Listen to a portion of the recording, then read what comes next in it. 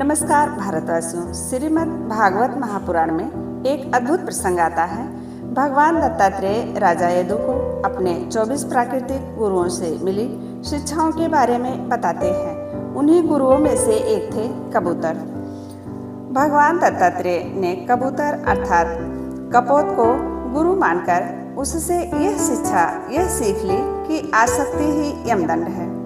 जीव आसक्ति और मोह के बंधन में पड़ करके स्वयं ही स्वयं के सर्वनाश का कारण बनता है। स्नेह और मोह के बीच में सूक्ष्म रेखा को पहचानना आवश्यक है। अत्यधिक स्नेह ही बंधन का कारण बनता है और यही जीव को जन्म मृत्यु के चक्र में घुमाता रहता है। एक आध्यात्मिक साधक को चाहिए कि वह चित्त को केवल परमात्मा में लगाए, क्योंकि संसार की हर वस्तु और हर संबंध नश्वर है। भगवान दत्तात्रेय महाभाग महाराजा यदु को उपदेशित करते हैं कि हे राजन, किसी वन में एक कबूतर वृक्ष पर घोंसला बनाकर पत्नी कबूतरी के साथ वर्षों से निवास करता था। ये दोनों एक दूसरे के प्रति अत्यधिक प्रेम में बंधे हुए थे।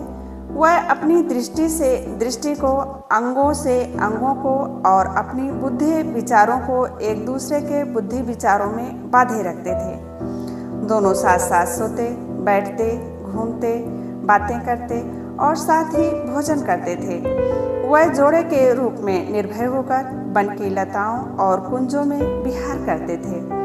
हे राजन, वह कबूतर पत्नी के प्रति इतना अधिक आसक्त था कि उसकी भार्या कबूतरी जिस जिस वस्तु की इच्छा करती थी वह इंद्रियों के बस में न होने के कारण कष्ट और कठिन परिश्रम से उसे पूरा करता था।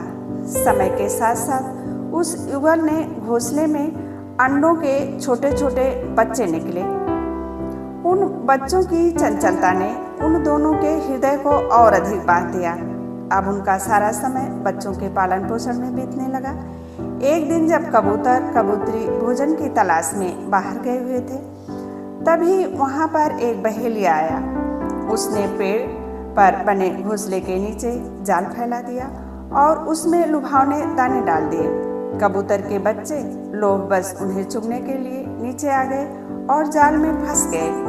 उसी समय कबूतरी भोजन लेकर वापस लौटी तथा अपने बच्चों को जाल में फड़फड़ाते हुए देखा। ममता मोह के वशीभूत होकर वह बच्चों को बचाने की व्याकुलता में जाल में कूद पड़ी और फंस गई। उसी समय कबूतर भी आ गया। वह सब देखकर वह शोक में डूब गया। उसका भी विवेक नष्ट हो गया।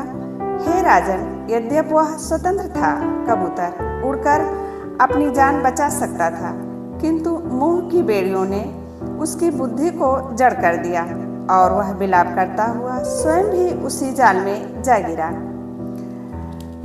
मतलब शिकारी जो था वह क्रूर हंसी के साथ मोहवश पूरे कपोत परिवार को मृत्यु जाल में समेटकर चल पड़ा।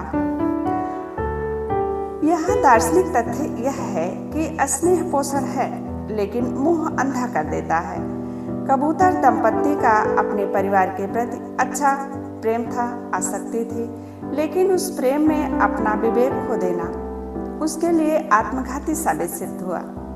दत्तात्रेय जी कहते हैं, हे राजन, जिस प्रकार से वह कबूतर अपनी स्वतंत्रता को भूलकर परिवार के मोह में स्वयं मृत्यु के मुख में चला गया, उसी प्रकार मोहासक्त प्राणी अपने मुक्ति के मार्ग को त्याग कर सांसारिक सुखों, स्त्री, पुत्र और धन आदि में आसक्त हो जाता है।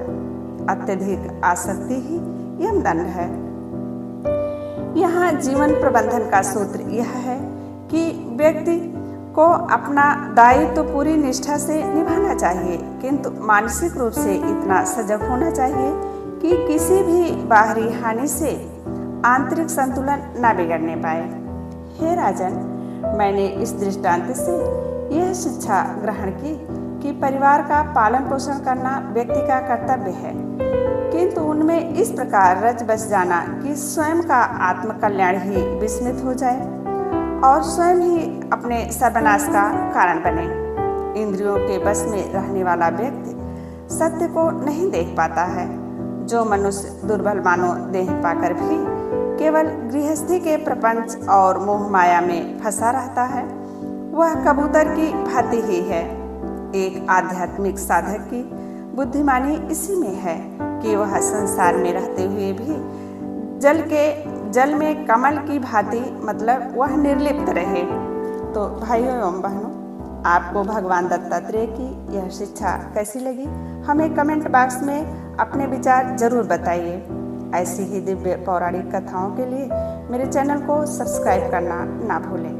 मिलते हैं अगले वीडियो में भगवान दत्तात्रेय के एक नए गुरु और एक नई सीख के साथ। तब तक के लिए जय श्री कृष्ण, जय हिंद।